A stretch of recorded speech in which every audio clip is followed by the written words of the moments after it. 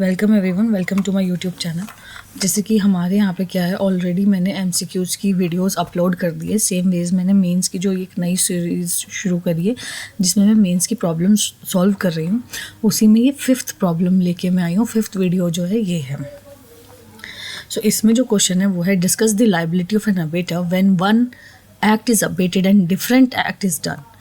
Illustrate. इसको हमें illustrate करना है, जिसमें क्या हुआ कि एक एक्ट जो है, जो अबेटर ने एक्ट जो है जिसके लिए इंस्टिगेट किया, अबेट किया, कॉन्स्पायर किया ए ने बी को किसी भी एक्ट को करने के लिए, लेकिन बी ने क्या किया, डिफरेंट एक्ट कर दिया। तो इस डिफरेंट एक्ट करने में इसकी क्या लाइबिलिटी रहती है, ठीक है, ये वाली बात हो रही है। ये डिस्कशन करना है हमें, यही इसका आंसर देना है और यही ये वाली बात कही। अब इस लाइबिलिटी को हमें किसके द्वारा बताना है? इलस्ट्रेशंस के। इलस्ट्रेशन का मतलब यहाँ पे क्या हो जाता है, इसमें हो जाता है सेक्शन, ठीक है। उस सेक्शन के illustrations plus case laws. Case laws are the must, मतलब ये तो मस्ट है, ठीक है। हमें ये चीज़ रखना है। अभी मैंने प्रॉब्लम सॉल्व करी इस तरीके से। अब आ जाते हैं फर्स्ट चीज़ पे, जो कि सेक्शन है। सेक्शन है इसका 111 sorry. Liability of an abettor when an act abetted is different act done, ठीक है। ये जो सेम चीज़ जो उसने कहा क्वेश्चन में, यहाँ पे सीधा उठा के दे दिया। हमें क्या करना है, when an act is abetted and different act is done, the abettor is liable for the act done in the same manner to the same extent as if he had directly abated it. Simple. यहाँ क्या essential है वो ये है कि act is abated, ठीक है। और different act, कुछ ना कुछ act में भी क्या हुआ, different act is done, is done। जब ये different act हो गया और act abated हो गया, therefore क्या होगा, जो abater है ना, वो लाइबल होगा फॉर दिस एक्ट, जो एक्ट कमिट हुआ ना इसके लिए, ठीक है। Abettor will be liable for the act done.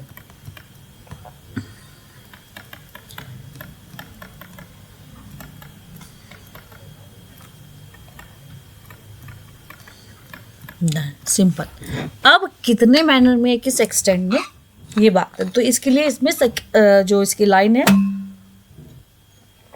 वो बताता है कि same manner and same extent, मतलब उसी मैनर में और उसी एक्सटेंट में जिसमें ये एक्ट जो हुआ है वो डन हुआ है। अब मैं इसका एक एग्जांपल दे देती हूँ तुम्हें। जैसे ए ने अबेट किया बी को, क्या करने के लिए, कि वो एक कप जो है वो सी को दे दे, और वो सी क्या पॉइजनस है, लेकिन वो सी की जगह डी पी लेता है, ठीक है। तो जब डी पी लेता है तो यहाँ पे जो ए है वो ऐसे ही लाइबल होगा जैसे कि उसने डी के लिए अबेट किया, सिंपल।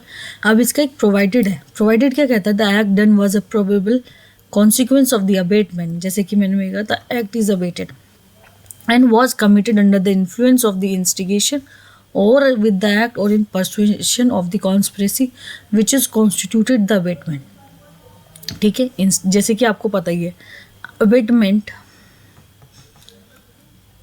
जो है वो कैसे होती है, वो होती है एड से, वो होती है इंस्टिगेशन से, और वो होती है कॉन्स्पिरेसी से।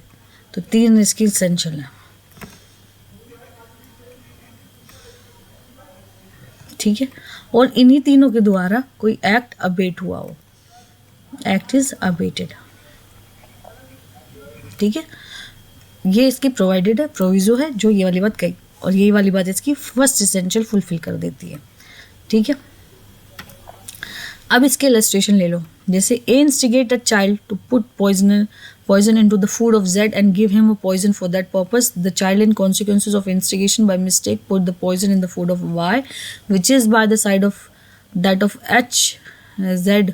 Here, if the child was acting under the influence of A's instigation, the act done was under the circumstance a probable. Simple सी बात है जो मैंने पहले बताई थी कि A इंस्टिगेट करता है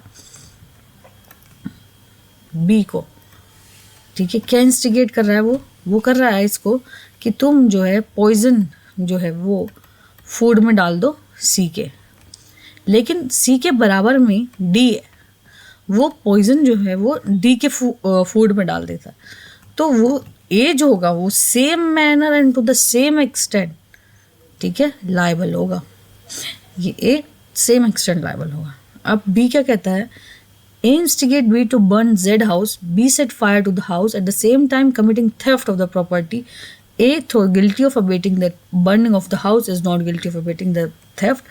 For अब इसमें क्या है ना, A ने अबेट किया B को कि तुम C का घर जला दो, ठीक है, घर जलाने के लिए अबेट किया।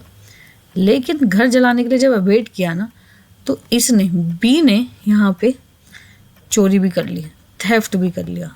तो अब क्या होगा, अब ये होगा कि ये जो इंस्टिगेट किया गया है ना, वो ए जो होगा वो सिर्फ ये बर्निंग ऑफ हाउस के लिए लायबल होगा, बर्निंग ऑफ हाउस के लिए लायबल होगा, ठीक है। क्यों? क्योंकि theft was a distinct act and not a probable consequences of burning, ठीक है। तो ये इसका एक्सेप्शन हो गया, एक्सेप्शन, ठीक है। Different act apart from the consequenced act, ये होगा। अब सी क्या कहता है, instigate B and C to break into a inhabitant house at a midnight for the purpose of robbery and providing them with arms to that purpose. B C break into house and being resisted by the Z, one of the inmate murder Z if the murder was probably consequence of abetment is liable। अब क्या हुआ, ए ने instigate किया B और सी को कि जाओ तुम दोनों कलेक्टिवली रॉब करो, रॉबरी करो, ठीक है, और साथ में क्या दे दिया, आर्म्स दे दिया। अब यहाँ क्या हुआ, आर्म्स और रॉबरी दे के, आर्म्स और रॉबरी के लिए इंस्टिगेट करके उसने एक चीज़ यहाँ पे मतलब प्रोबेबिलिटी कर दी कि आर्म्स दे दिए, तो यहाँ पे एक हीनियस ऑफेंस जो है वो भी कॉन्सिक्वेंस में आ गया। अब जब ये हीनियस ऑफेंस आ गया तो ये जो है ए जो है वो लायबल हो जाएगा इन दोनों के, बी और सी के एक्ट के लिए, ठीक है। अब ये है every man is presume to intend the natural consequences of his act.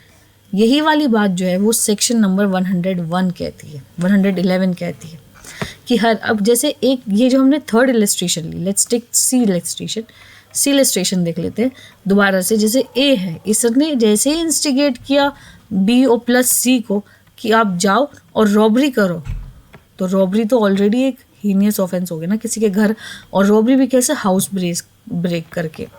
अब हाउस ब्रेक करने का मतलब क्या हुआ कि उसके अंदर इनमेट्स तो होंगे ही ना, उसके अंदर तो लोग रहते ही होंगे ना। अब उसने क्या कर, रॉबरी के साथ क्या दे दी, आर्म्स दे दी। जब उसने रॉबरी के साथ आर्म्स दे दी और इनमेट्स उसमें है, तो ये हाई प्रोबेबिलिटी हो गई ना, ये हाई, इसका कॉन्सिक्वेंस जो है वो हीनियस ऑफेंस में होगा। अब हीनियस ऑफेंस का मतलब क्या है, यहाँ पे डेथ भी हो सकती है, ठीक है, डेथ ऑल्सो हैपन, डेथ भी हो सकती है, ठीक है। और जब यहाँ पे डेथ हुई, जैसे डेथ हुई, ए जो है वो यहाँ पे लायबल हो जाएगा, ठीक है। अब जैसे गिरिराज प्रसाद वर्सेस किंग में कहा गया कि इंस्टिगेशन जो हुआ या अबेटमेंट जो या अबेट जो हुआ वो हुआ थ्रेस विद लाठी, मतलब आप लाठी का यूज़ करें, लेकिन इतने में क्या होता है कि जो पर्सन है वो यूज़ कर देता है एक्स और क्या कर देता है मर्ड, ठीक है। तो यहाँ पे जो इंस्टिगेटर है वो लायबल होगा only for thrash of light, thrash with lathi, ठीक है। Same was Gudesh Prasad versus King का केस है, इसमें क्या हुआ, इसको जो अबेट किया गया है ना वो किया गया पीसफुल स्ट्राइक के लिए। अब जैसी पीसफुल स्ट्राइक वॉयलेंस स्ट्राइक में कन्वर्ट हो जाती है, तो वॉयलेंस स्ट्राइक के लिए उसने उसे अबेट नहीं किया था, देयरफॉर वॉयलेंस जो होगा ना वो यहाँ लायबल नहीं होगा। अबेटर यहाँ पे वॉयलेंस के लिए नॉट लायबल हो जाएगा, सिर्फ वो किसके लिए लायबल होगा, पीसफुल स्ट्राइक के लिए, ठीक है। अब this section has also exceptions, इस सेक्शन के कुछ एक्सेप्शन है। सबसे पहले चाइल्ड, इनसेन और अनसाउंड, ये तीन चीज़ जो है ये इसके एक्सेप्शंस में आते हैं। Thank you guys. अब अपने सजेशंस जो हैं वो मुझे यहाँ पे पोस्ट भी कर सकते हैं, अगर आपको कोई मिस्टेक लग रही हो मैं